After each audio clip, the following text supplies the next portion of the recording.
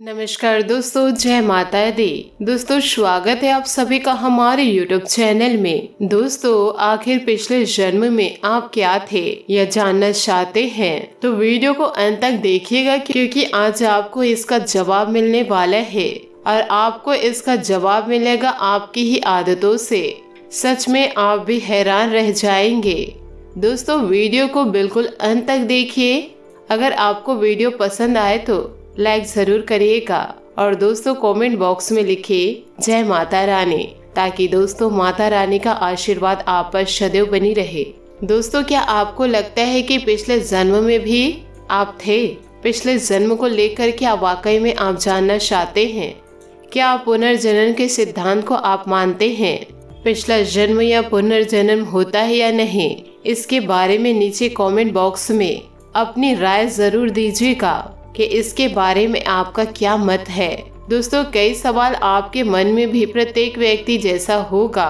यह ठीक है दोस्तों, क्योंकि आपके रोजमर्रा की जिंदगी में ऐसी घटनाएं घटित होती है जो हमें यह संकेत बयां करती है कि आपका कोई पिछला जन्म था, अर्थात आपका जन्म इस जीवन से पहले हो चुका है।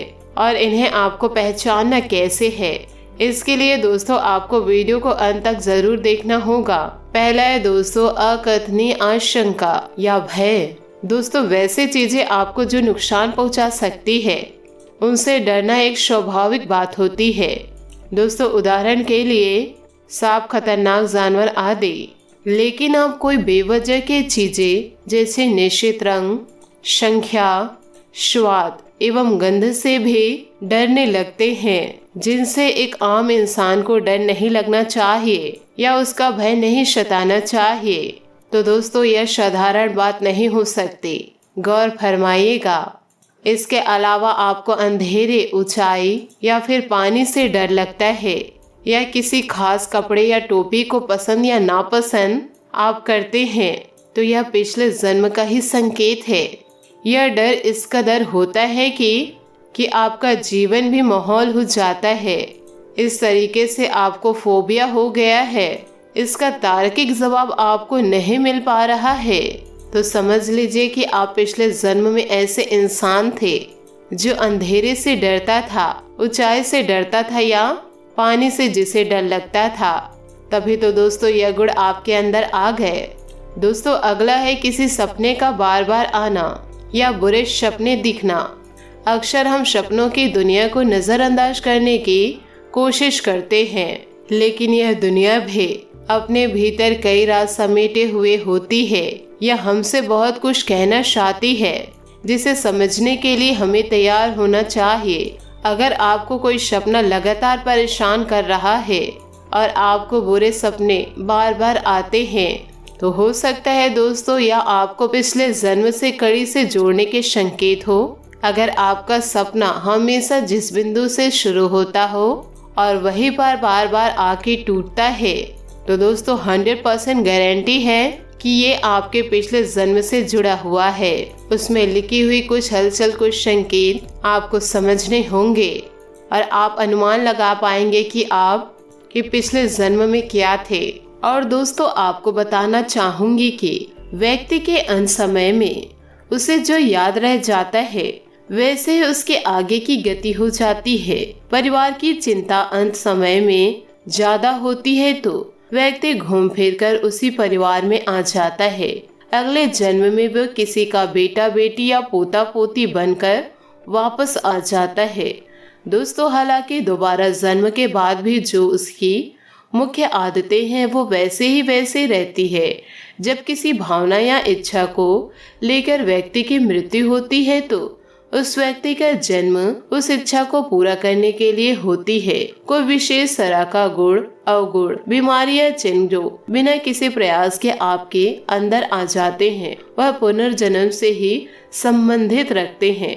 दोस्तों उदाहरण के तौर पर कुछ बच्चे बचपन से ही बहुत अच्छा गाना गाते हैं, क्योंकि पूर्व जन्म में वह अच्छा गाना गाते थे और वो गुण इस जन्म में उसके अंदर आ गया है। दोस्तों कुछ बच्चे बचपन से ही गीता की श्लोक पढ़ने लगते हैं, क्योंकि वह पुनर्जन्म में इसे पढ़े थे और वो आदत इस जन्म में आ गई। गुण की नहीं, अवगुण भी पिछले जन्म से इस जन्म में आ जाते हैं। आप ईश्वर के किसी विशेष रूप से प्रति आकर्षण रहते हैं या बात भी पुनर्जन्म से संबंधित रहती है। दोस्तों, अगर आपको जन्म से ही शिव के प्रति प्रेम है, आपको शिव के अलावा कोई और दिखता नहीं, तो इसका मतलब यह है कि पुनर्जन्म में आप शिव के भक्त थे। इस जन्म में आपके पिछले जन्म के संस्कार आ गए। पुनर्जन्म के कर्म अगर आपको लगातार बाधा दे रहे हैं तो आपको इसके लिए कुछ उपाय करने चाहिए। जो व्यक्ति दृष्टि का पहला गुरु है वो है शिव। कर्म बंधन यानी पूर्व जन्म के संस्कारों से मुक्ति चाहते हैं तो भगवान शिव की पूजा करें, शिव मंत्र का जप करें और एकादशी और पूर्णिमा का उपवास रखें। दोस्तों, इसके लिए आप श्री भगवत गीता का अर्थपूर्ण पाठ भी कर सकते हैं। शनिवार को भूखे व्यक्ति को अन्न का दान करें और लोगों की सहायता करें। अपने कर्मों और विचारों को ईश्वर को समर्पित करें। इस विधि से आप अपने कर्म बंधन से मुक्ति पा सकते हैं। जी हाँ दोस्तों, जानकारों के मुताबिक किसी भी व्यक्ति का जन्म सामान्यतः लौटकर फिर उसी के घर में होता है। इसके पीछे कहा जाता है कि जब व्यक्ति की मृत्यु निकट होती है तब उसे जो भी कुछ अंत समय में याद रहता है उसकी गति वैसे ही हो जाती है। मनुष्य को सबसे अधिक अंत समय में सबसे अधिक अपने प्रियजनों परिवार की चिंता सताती है। ऐसे में अगले जन्म में किसी न किसी प्रकार से उसी घर में जन्म लेता है। किसी भी व्यक्ति की पिछले जन्म की मुख्य आदतें वैसे ही रह जाती है। ऐसे में व्यक्ति के बारे में अनुमान लगाया जा सकता है। यदि किसी व्यक्ति की मृत्यु के समय कोई इच्छा अधूरी रह जाए तो उसका जन्म अधूरी इच्छा को पूर्ण करने के लिए होती है। दोस्तों, कभी कभी व्यक्ति के शरीर पर कोई निशान आदि को देखकर भी पहचाना जा सकता है कि वह पिछले जन्म में क्या था। अगले जन्म में भी कुछ लोगों के शरीर पर वही निशान बन जाते हैं जो पहले थे। इसी तरह से देखने में आता है कि कुछ लोग बचपन से ही भगवान की भक्ति में लीन रहते हैं या बहुत ही कम उम्र में ही कठिन से कठिन कार्य आसानी से कर लेते हैं। दरअसल माना जाता है कि यह सब उनके पिछले जन्म के लक्षण और निशानी होते हैं। इसी तरह से कुछ लोगों में जीव जंतु की आदत भी देखने को मिलती है। उदाहरण के तौर पर जैसे कोई व्यक्ति अपनी गर्दन को ऊंट की भांति ऊंचा उठाकर चलता है। कई बार कुछ लोगों को पूर्व जन्म के कारण समस्या भी होने लगती है। यदि किसी के पूर्व जन्म के कर्म बाधा दे रहे हैं तो उसे भगवान शिव की पूजा करनी चाहिए। शिव ही सृष्टि के पहले गुरु हैं और शिव ही देवों के देव हैं और कालों के भी महाकाल हैं। पूर्व जन्म के संस्कारों से मुक्ति पाने के लिए भगवान शिव की पूजा करने के साथ उनके मंत्रों का जाप करना चाहिए। इसके अलावा मनुष्य को पुनर्जन्म के कर्मों से मुक्ति प्राप्त करने के लिए श्री भगवत गीता का पाठ करना चाहिए और दान पुण्य जैसे परोपकारी कार्यों में लगना चाहिए। जी हाँ दोस्तों, आपसे निवेदन करती हूँ कि आपको पिछले जन्म के कुछ संकेत मिल रहे हैं या फिर कुछ परेशानियाँ हो रही है तो आप शिव मंत्र का जाप करें, शिव की आराधना करें, शिव का पूजा पाठ नियम अनुसार करें। जी हाँ दोस्तों, आशा करती हूँ कि आपको यह वीडियो बहुत अच्छी लगी हो तो हमें कमेंट के जरिए ज़रूर बताइएगा। दोस्तों, अपने जीवन में खुशियाँ बनाए रखने के लिए नीचे दिए गए कमेंट बॉक्स में जय माता रानी, जय भोलेनाथ अवश्य लिखें।